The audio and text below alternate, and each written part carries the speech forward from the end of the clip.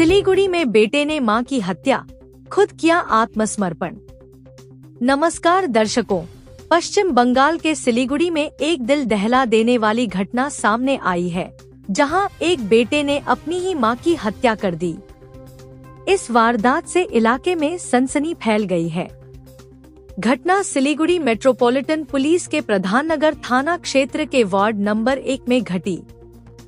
Police के मुताबिक 22 वर्षीय अजय मलिक ने किसी विवाद के चलते अपनी मां 50 वर्षीय कौशल्या मलिक की धारदार हथियार से गर्दन पर वार कर हत्या कर दी। घटना की सूचना मिलते ही प्रधान नगर थाना पुलिस मौके पर पहुंची और शव को कब्जे में लेकर पोस्टमार्टम के लिए उत्तर बंगाल मेडिकल कॉलेज एवं अस्पताल भेज दिया। हैरानी की बात यह रही कि हत्या के बाद अजय मलिक ने खुद ही पुलिस के सामने आत्मसमर्पण कर दिया। फिलहाल पुलिस ने मामले की जांच शुरू कर दी है और हत्या के पीछे के कारणों का पता लगाने का प्रयास कर रही है। क्या कैसे पता चला आप लोगों को ये ऐसा हुआ आपका घर का बगल में? हम लोग हल्ला सुना और लड़का तो बहुत अच्छा है, पढ़ाई लिखाई भी अच्छे किया है, उसके बारे में कोई रिकॉर्ड नहीं, ना नशा पानी कुछ नहीं करता। लेकिन कैसे जो अपना माँ को मार दिया हम लोग को पता नहीं। हल्ला सुने तो हम लोग दौड़ के आए देखने, और ऐसे हम लोग को कुछ पता नहीं। इससे पहले उसके मम्मी के साथ कोई लड़ाई झगड़ा कोई बात सुना था आप लोग? अब ये घरेलू मामला तो हम लोग को तो पता नहीं, हम लोग दूर में रहते हैं। आपको कैसे पता चला कि आज इनका मौत हो गया? ये भीड़ जमा था, हम लोग दौड़ के आए देखने तो पता चला। पुलिस आया था? पुलिस आया था। लड़का को लेके गया? हाँ, लड़का को लेके गया, लड़का खुद ही पुलिस को बुलाया था।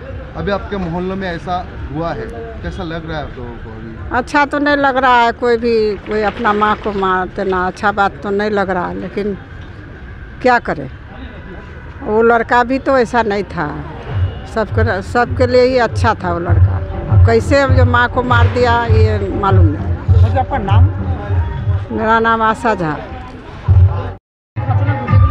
এটা এই ঘটনা যত নিন্দা করা যায় এটা কম আছে। এটা খুব বাজে ঘটনা হয়েছে।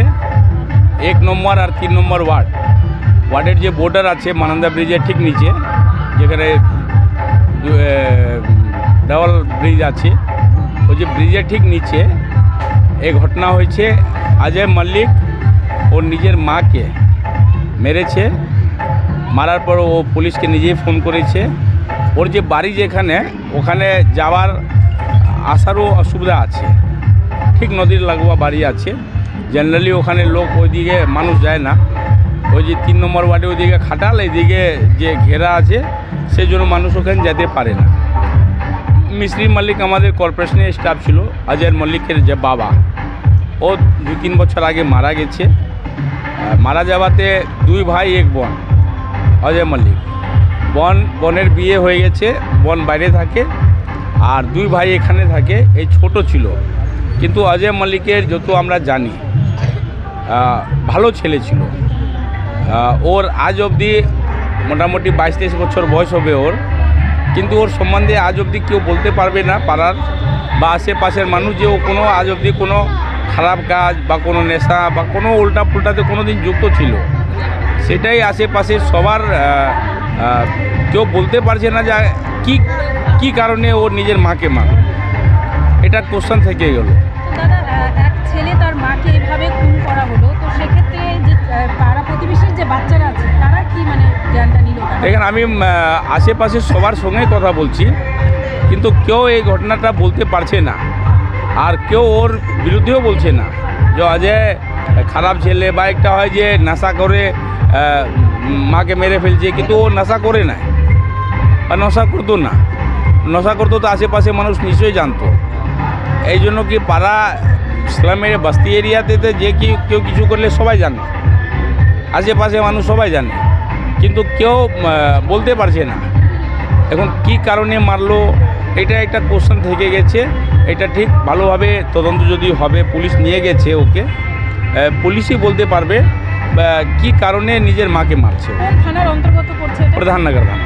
দাদা বলছেন যে মা ছেলের মধ্যে কি এর মধ্যে কোনো ঝামেলা বা কিছু হয়েছিল? না, এরকম কিছু শুনি না, এরকম কিছু শুনি না। বয়স ছেলের 12 পাস ছিল। ছেলে কিছুদিন আগে আমার সঙ্গে দেখাও হয়েছে, ও কোনো প্রাইভেট সেক্টরে কাজ করতো, তো তো আমি নিজে প্রস্তাব দিয়েছিলাম যে তোর বাবা তো চাকরি করতো কর্পোরেশনে, তো ওই কাগজগুলো তুই যদি নিয়ে আসিস তাহলে আমি ওই কর্পোরেশনে বড় অফিসে কথা বলে, কনজারভেন্সিতে ছিল কন্ট্রাকচুয়াল ওর বাবা, তো তুই যদি কাজ করার যদি ইচ্ছুক যদি থাকিস তাহলে আমি এখানে বড় অফিসে তোকে এখানে ইনভলভ করব। কয়টার সময় হয়েছে ঘটনা? এটা মোটামুটি 1-1.5 ঘন্টা হয়ে যাচ্ছে। ঠিক আছে, বলছি এখন পরিবারে আর কে কে থাকলো? এখন তো পরিবারে মা মারা গেছে, বড় ভাই যে আছে ও একটু এডিক্ট আছে, বড় ভাই ওই দিকে ওদের থাকে, বোন তো বিয়ে হয়ে গেছে, ও শ্বশুর বাড়ি থাকে, এখানে তো ও ছেলেই থাকবে, কিন্তু ওকে তো পুলিশ নিয়ে গেছে। এখন পুলিশ এখন কী এফআইআর হবে, কি ও নিজের বয়ান ওর কী হবে, এটা তো ঠিক পুলিশই তদন্ত করে বের করতে পারবে যে কিসের জন্য মারছে, কেন মারলো মাকে। কিন্তু এই যে ঘটনা হলো, এই সভ্য সমাজে যদি একটা ছেলে যদি মাকে যদি মেরে ফেলে, এর দিকে ঘৃণিত কাজ কিছু হইতে পারে না।